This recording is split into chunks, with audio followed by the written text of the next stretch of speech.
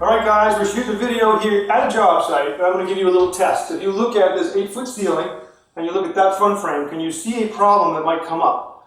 And for the trained viewer, what you're going to say is, Howie, would you ever build a cabinet that's 92 inches tall or 94 inches tall on a 96-inch ceiling and then stand it up? You can't.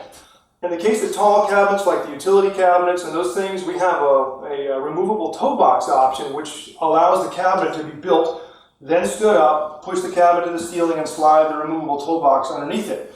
Works great, but in the case of a refrigerator cabinet where the side panels go all the way to the floor and there is no removable toe, you have to build the cabinet upright if you're doing a ceiling where the cabinet is only 2 or 3 inches less than the ceiling height. Now your litmus test is really the cabinet needs to be about 4 to 6 inches less than the ceiling height in order for it to stand up. The deeper the cabinet, if you were doing this as a 30-inch refrigerator cabinet, it still wouldn't stand up. You've got to be more like 6 or 7 inches shorter. So talk to your salesperson if you're concerned about this, but you don't want to build the cabinets on the ground and then lean it up and go, oh no, what do I do now? What we're going to do in this video is show you what the concept is of assembling a cabinet vertically, which does come up periodically and you want to kind of catch it before you get to that stage of saying, oh my, I already built my cabinet, now I can't get it apart. So what we're going to do, I need a couple set of hands for this, so I'm going to bring on screen Mark Binger, who is our assembler and installer, if any of you have taken advantage of our local services in the Harrisburg, Pennsylvania market.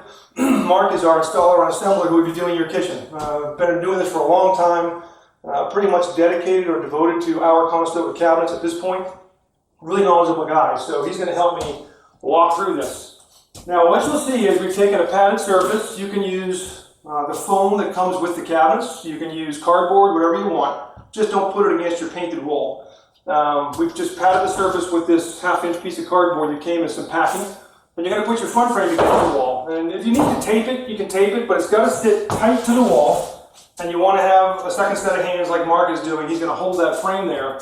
And now all your gluing takes place upright. So I have to start up here and run the glue down on both sides, and then we're going to push those panels into the cabinet wall. So I'm going to go off screen and do some gluing. We'll come back in a moment and show you how those panels push in.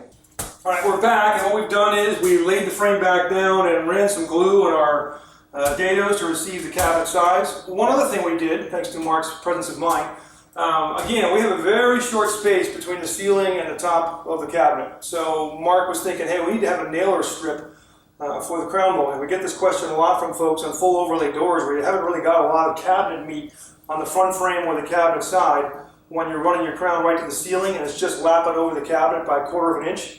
So Mark ripped down some just pine strips. You're not going to see it, nothing critical. So he ripped down some strips and tacked one to the top of the frame and one to our right cabinet side, because again, we're building this in and we're going to flip it around. So this is our finished right end, and we needed to have something to nail the crown to there. On the left side, it's going to tie into the wall cabinet next to it, so it wasn't critical. So just think through some of those steps and try to take care of them before you get the cabinet standing up and installed, because it's very difficult to clamp that and come up in this way after the fact. So just a little freebie for you. Okay, so we're building this thing into the wall. Mark's going to hold the frame. I'm going to take the left side, cabinet side here. It's actually the right side when we actually spin it around. And we're just going to line it up like you normally would. Mark, if I let go of that frame now. This is why you got to have a second set of hands. Because if you don't, you're going to fight this tooth and nail. Got the mallet right here, Mark. You got the nail? Got it. You're just going to low tap the cabinet side in until it is fully contacted, and I think we are. Now we're going to do the same thing with the other side.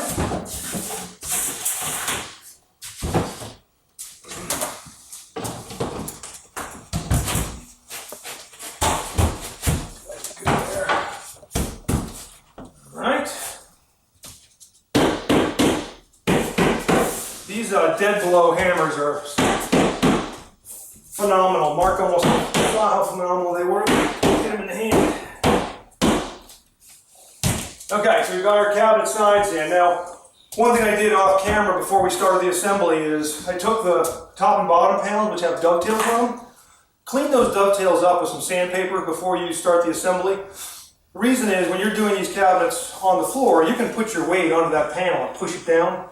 When you're trying to do it this way, you've got no leverage, and so these are fighting you because the dovetails are tight. or swollen or full of sawdust, makes it really hard to get the cabinet together. So sand down your dovetails as best you can before the assembly. So we're going to grab top and bottom panel. We're going to grab our glue bottle, and we're just going to do what you normally would. We're going to glue halfway down our slots for our dovetails.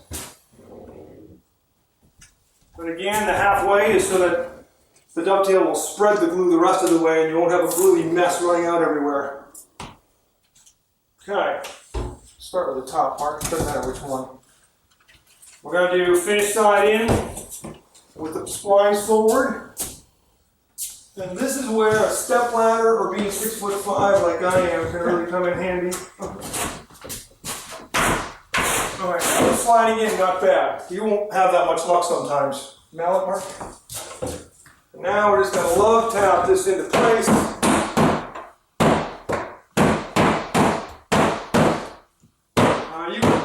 You can't see on camera what I'm seeing, but my goal is to try to get there to be no gap where that top touches the front frame. Okay, we're going to do the same thing here. This one's lower, so you shouldn't have to fight it quite as much. You're going to get a kind of even pressure. That one went in kind of nice too. Okay, so we're in everywhere. I'm just going to go through and make sure we have good contact with our cabinet sides.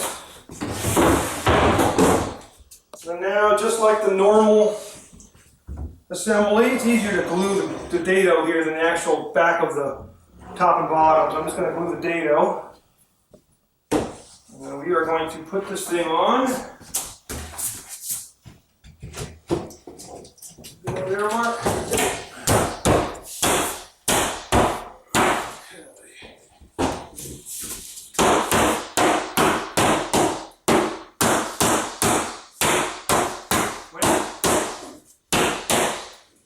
Okay, so we have good contact. Mark's going to go along and pin the top and the bottom in.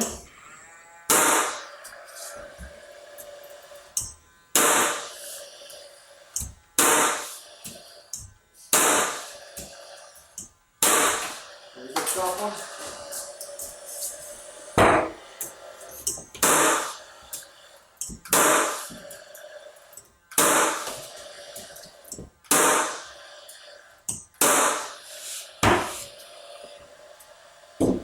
Now, one thing I did not mention, it's kind of critical with refrigerator cabinets, whether they're being built upright or down, is you want to make sure you put the shelf inside the cabinet before you put the back on. I just realized we didn't do that, so you just learned from a mistake we just made. You can't get the shelf through the front of the cabinet when there's an upright divider, so make sure you pass that shelf through before you put that back on. We're going to go off camera and button this up, put our pins in here. And then we're just going to spin the cabinet around and show you the final assembly before we put it to the wall. But that pretty much wraps up the assembly of an upright cabinet. This can be done whether it's a refrigerator, a tall pantry cabinet that doesn't have the removable toe box.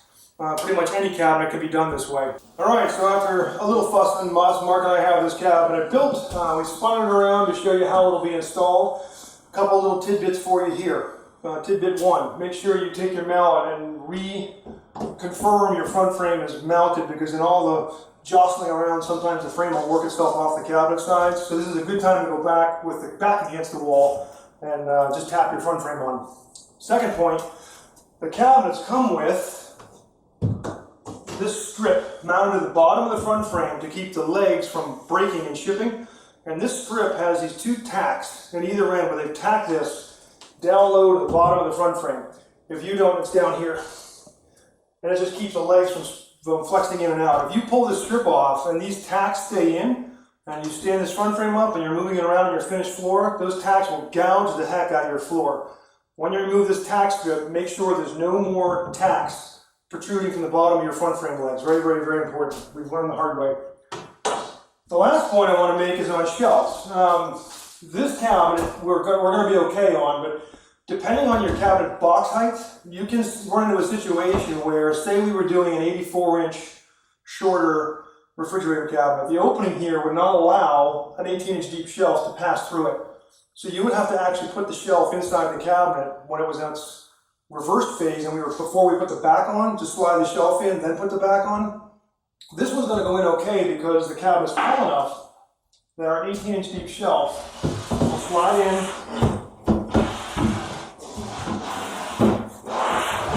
and we're okay, all right? But in some cases, we have found through the hard way, we turn the cabinet around, go to put our shelf in on an 84 or 90-inch high cabinet, and the shelf is too tall and it will not go through that opening. So if you have the presence of mind to do so, it's actually easier. Always throw your shelf in through the cabinet back before you fasten the back on. So if you have any questions at all, give us a call, 888-211-6482, and as usual, thanks for watching.